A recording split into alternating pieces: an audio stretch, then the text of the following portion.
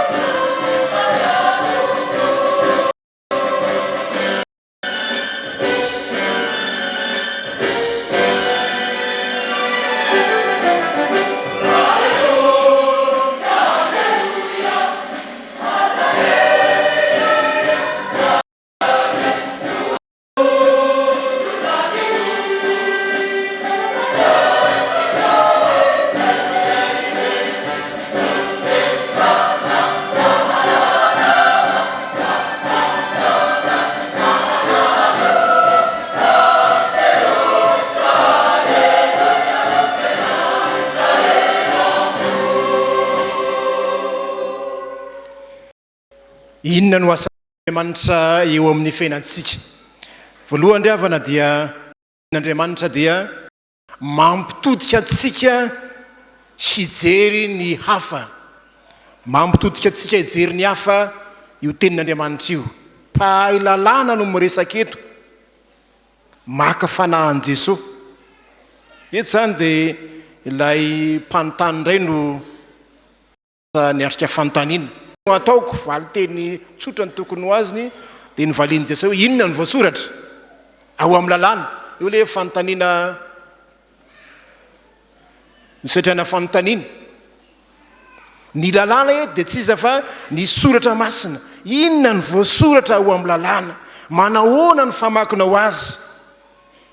Rehefa namaly fanontaniana ty mpahay lalàna dia nahita fa ao amin'ny lalàna no nanatsoahany ny hoe tiavany Jehovah Andriamanitrao, tiavany namanao tahaka ny tenanao.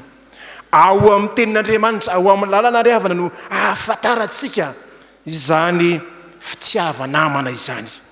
Ao amin'ny tenin'Andriamanitra ho nalalantsika ny hafa. Noho izany dia ny tenin'Andriamanitra mampitodika atsika hevitra ny hafa.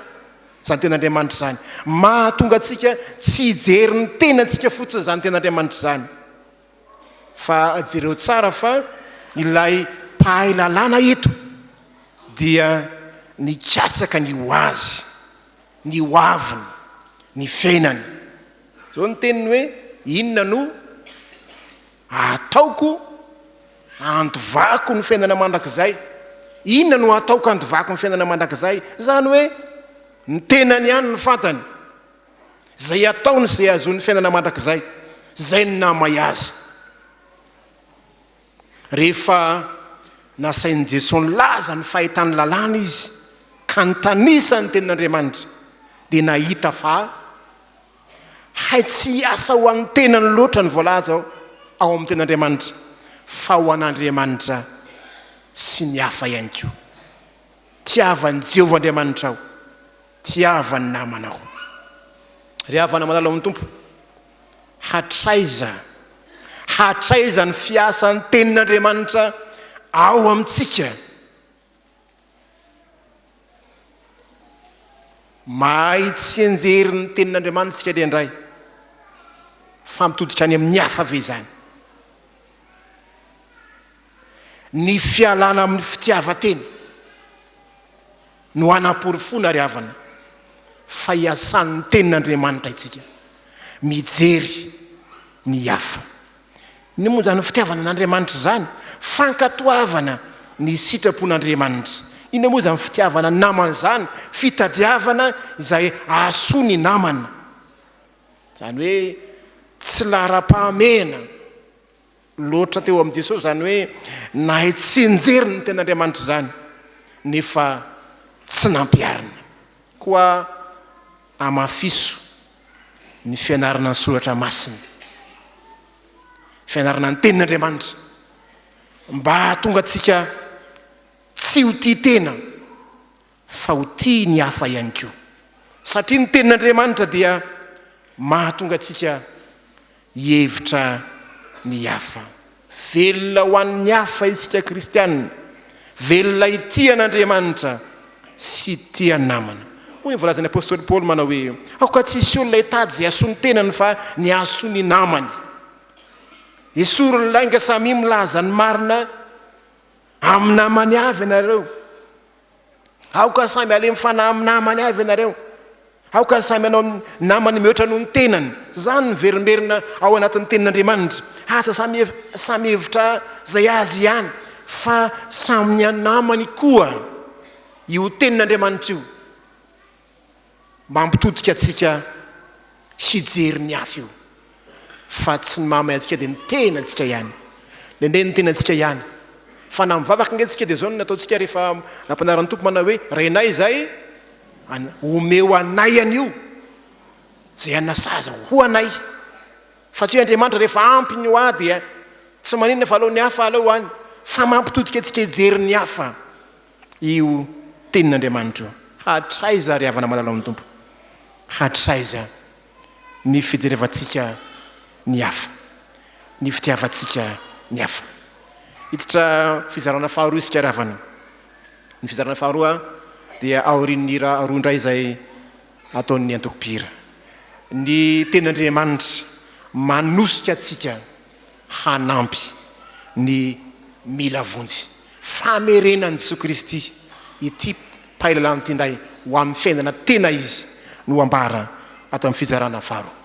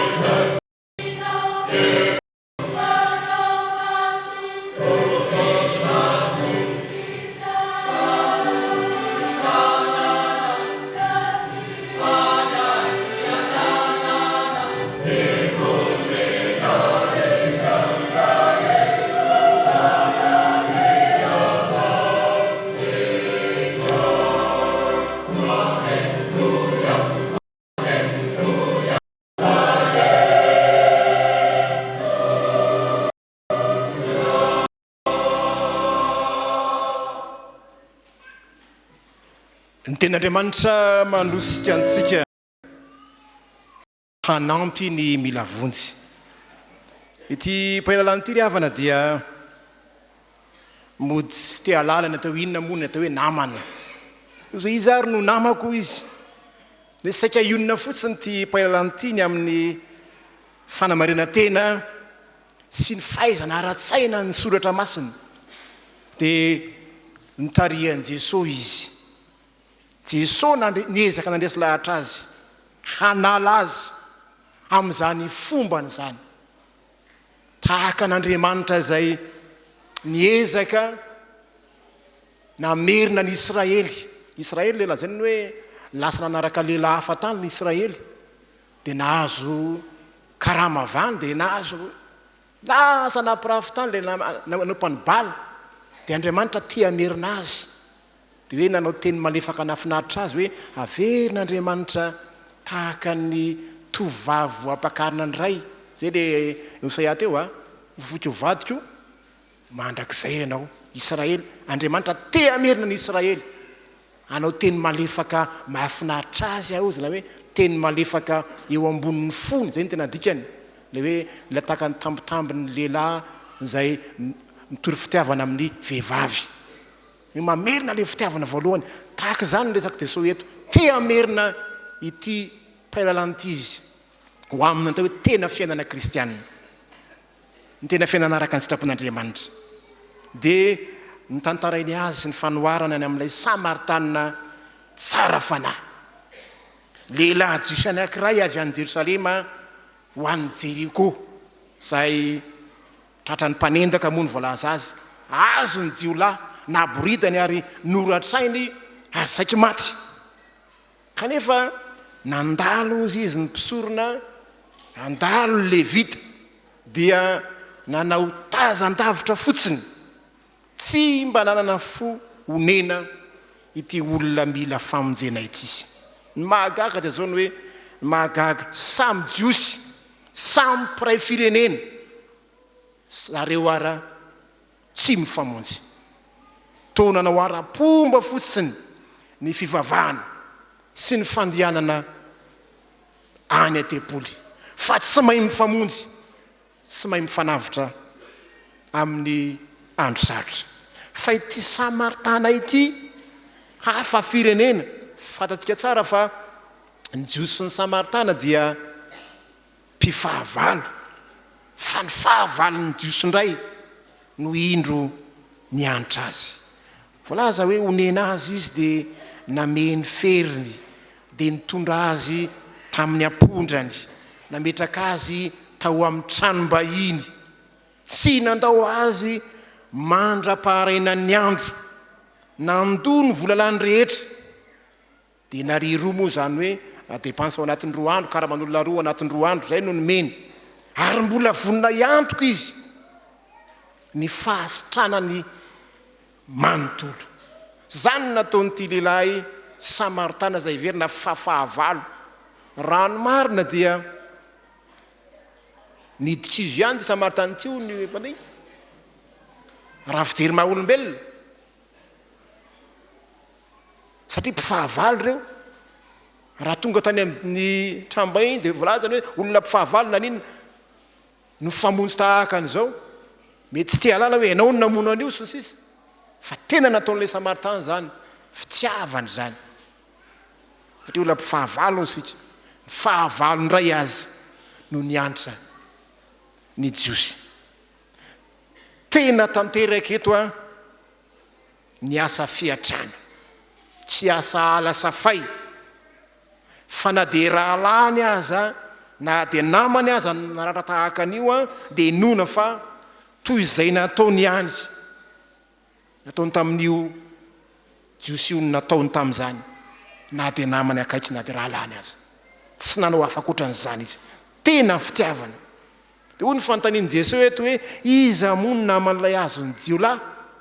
Dia hoy nanavalilay mpailalana, ilay niantra azy. Voalaza mazava tsara ny lasa naman'ilay niantra azy ilay jiosy izay naratra. Mandehana manaova toy izany koa, izany hoe manaova toy ny nataon'ilay Samaritana, tsy atao ambava fotsiny, tsy atao tsenjery fotsiny lalàna, fa ampiarina sy avadika ho asa. Ny tenin'Andriamanitra zay raisinao, enonao, ianaranao, ampiarina, avadika ho asa. Dia asa-pamonjena ataontsika ho an'ny mila vonjy izany. Tsy ampy ny mianatra, tsy ampy ny mahalala, fa ampiaro zany. Aza atao imolotra fotsiny zany, aza atao an-tsaina fotsiny zany, fa tanterao eo amin'ny fiainanao isan'andro isan'andro. Zany no amantarana fa olona mpianatra ny Tompo ianao, mampiatra izay nianaranao. Zany no evahanao amin'izao tontolo izao. Maro amintsika ny mamahaka ny Baiboly isan'andro isan'andro, faneken'ny mpandray raha teo zany.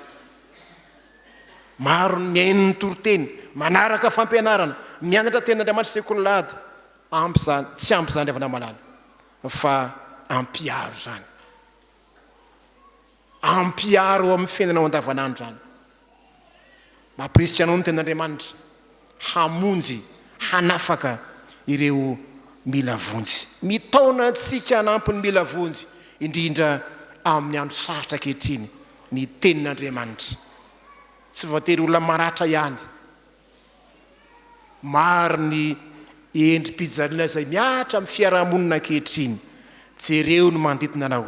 Fa misy mahantra, tsy mahantra ara-bola ihany, mahantra ara-panahy, misy ny mahandro fotsy, misy marara, misy ny olana maro samihafa zay sedrainy manodidina anao. Ianao no antenaina, fa ianao no namany. Misy ny tratrany tsy fidiny, mila famonjena. Ianao no antenaina, ianao no namany. Hoy ny soratra masina. Aza mamina ny soa amin'izay tokony omena azy, raha azo ny tananao atao ihany. Mamerina antsika eo amin'ny fiainana tena izy ny ten'Andriamanitra eto. Ny olona kristianina, ny mpanompon'Andriamanitra dia miaina amin'izany fitiavana izany, ka tsy mitaza-potsiny ny fahorian'ny hafa, eny fa na dia fahavalony azy.